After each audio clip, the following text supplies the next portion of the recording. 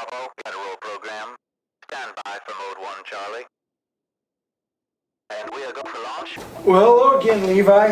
Hi, Casey. This is Levi Yes. with Yes, I'm Levi with American Pacific Mortgage. and I'm Casey Cole with Keller Williams Realty, and today we're going to discuss the advantages and disadvantages of renting versus owning. So, do you own a home, Levi? I do. All right, and I do too, but I know there's lots of advantages still to renting. So, Levi, what would you say is one of the advantages to renting? The convenience of, you move to a new town and you don't know where you want to go. Well, that's right. Yeah, if you don't know where you're going, it's probably a good idea to rent. That way you aren't locked into a place and decide after 6 months that you're in the wrong spot. So, yeah, what else would you say? Low maintenance. Yep, that's true. Yeah, typically the landlord is responsible for all the maintenance on it, or some of the maintenance anyways on it, not all of it. So Levi, one of the other reasons that you might want to rent versus own is if you like to move frequently. So typically when you buy a house, you want to be there between 3 to 5 years at a minimum if you're going to buy.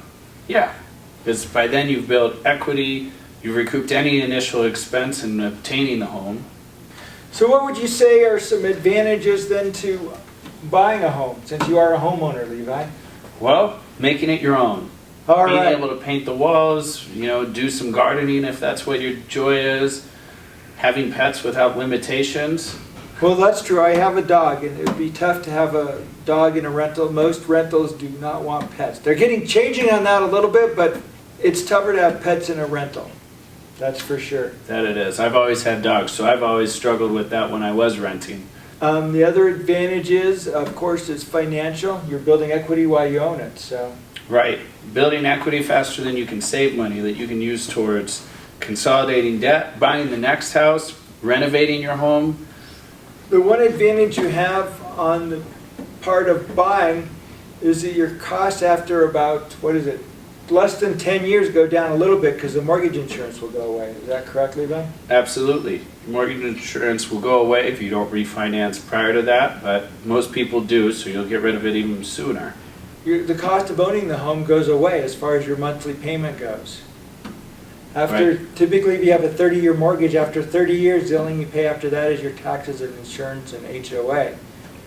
And once you hit over 62, you can do what is called a reverse mortgage. Correct. And I don't know, Levi probably is the expert on the reverse mortgage, but then you can actually get cash out of your house without ever having to pay it back until you move out of the house. So do you want to tell more about that, Levi? Well, a reverse mortgage, you only need to have, I might need to double check this, but a substantial amount of equity, so it doesn't even need to be paid off in full, where you can take draws from the equity of the home, and that grows as the value of the home increases.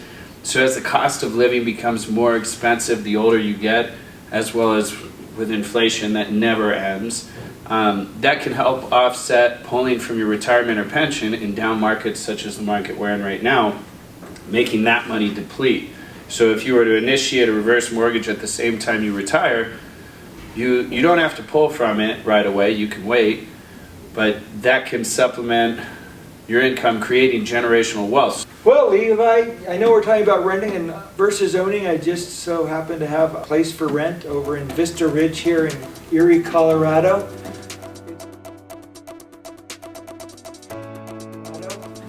It's not quite right, but the rent on that is $2,000 a month, and to buy it is $370,000. So we're just going to kind of discuss how that looks financially if you were to buy it versus renting it.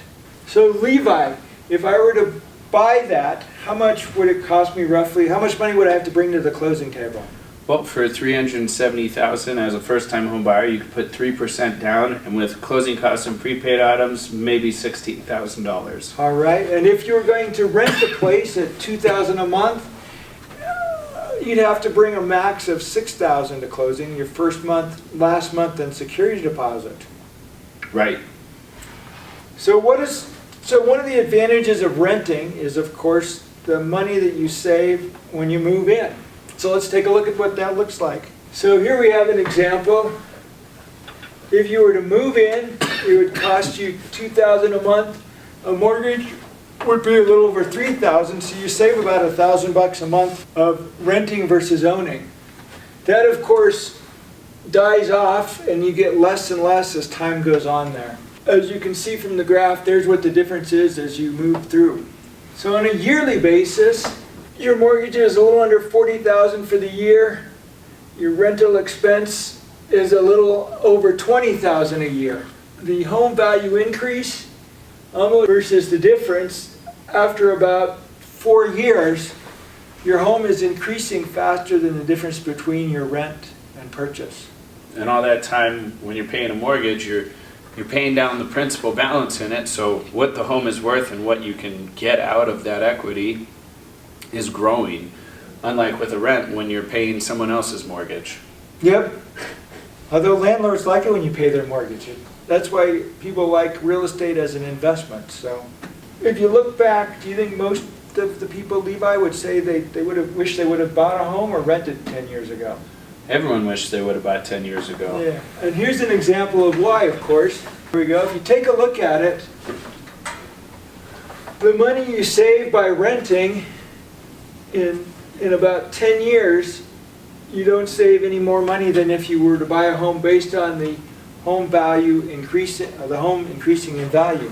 After 30 years, the value of the home has gone up roughly $600,000. Well, that makes it tough if you're renting to make up that difference. Right. When they rent, want a payment to stay at $2,000. Well, their payment is going to continue to go up. Right, because home values increase and rent increases too. Yeah, and all of our graphs are based on on inflation of roughly 3%. That's the advantage of owning a home, is that your payments typically stay about the same for the life of the mortgage. They go up a little bit for taxes and insurance, but not dramatically, because you're talking about 3% increase for taxes and insurance, depending on inflation, and all this is based on 3%. Versus your mortgage, your rent will go up at 3%, but you may not be able to afford that final rent price in 30 years. Right. Well, and by then, do you want to buy a house that's $600,000 more, and the house you moved in was $300,000 to begin with? No, that's for sure. Right. I mean, how often do we hear people say, "My parents bought their house for $70,000 20, 30 years ago"? Oh yeah. Well, what's that same house worth today? 10 times that? 10 times that probably. Yeah. Renting is typically better on a short term and not as good on a long term. So we do have kind of just a quick synopsis here we can go over. On a rental, your initial upfront cost is less. You have the first, last month and a security deposit. Initial upfront cost to own is your down payment of 3% plus the purchase price closing cost there. On a monthly payment, you're paying rent. If you own it, you have the mortgage, HOA, taxes, and insurance to pay. Pros and cons of rent are lower initial cost, flexible to move in and out, but the downside is no equity buildup. If you own, you have a fixed monthly payment, but you have a higher initial cost. Also, the other advantage is you can make the home your own versus it's tougher to do. Most of the time, they don't want you changing the color, the paint, and the landscaping on a rental. Long-term benefits of live in multiple locations, no long-term commitment on a rental.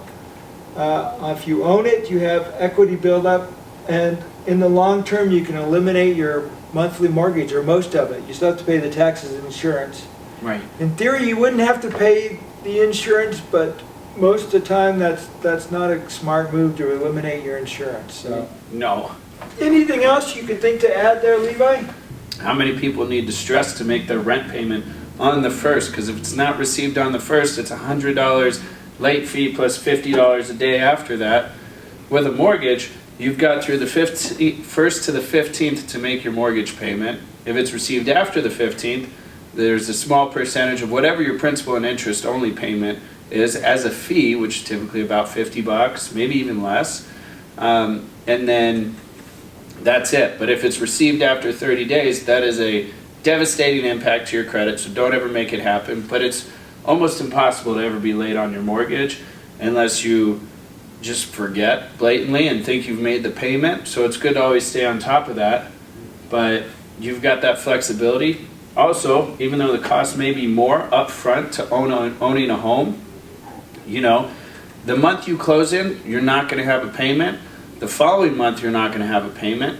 And so then that third month, technically, is when your first payment's going to be due. So you've got time to recoup your expense where you don't have a mortgage payment, you don't have a rent payment, or maybe you need to transition from the end of your lease into your rental. So all that money is benefiting you. On a rental, you can't take any money out of the rental.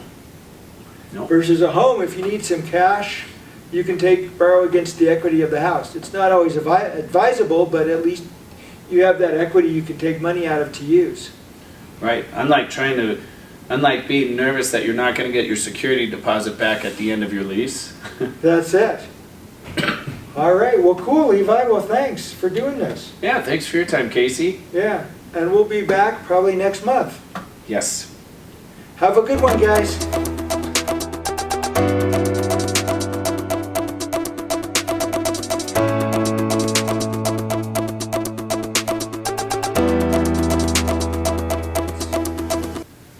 Anything else? I'm drawing a blank. What do you think, Casey? Well, just a second, we can tell you. New to the area. And they need to move frequently. Well, maybe next time all we need is some flashcards. There we go.